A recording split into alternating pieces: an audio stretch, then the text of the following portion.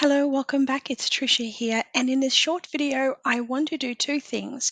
Firstly, I want to show you how easy and quick it is to set up your Google Analytics 4 account. That's the new Google Analytics, and how to connect that to your ThriveCart sales page.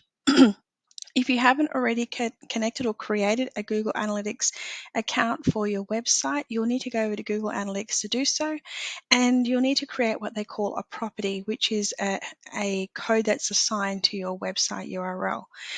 Here are some instructions, and in the bottom of this lesson, in the comments and the notes, I'll put a link to this support article to assist you with it. So there are just two steps you need to follow. First is to create your property in Google Analytics. And the second is to take the code that it gives you that assigns to your website and take that over directly to the ThriveCart account, to the sales page that you want to track. Now, when you're taking a look at your website, it can be quite particular with how you put the URL in. So the best thing I suggest is, this is one of my own websites, the Tea Cartel. It's my Shopify site for teas that I sell around the world. You just type in your website into the URL like this and copy paste it from here when you're creating your Google Analytics account. That will give you the full link that you'll need to be using as a reference point. Once you've received your Google Analytics code, it'll be likely to be a G hyphen with some characters, alphanumeric.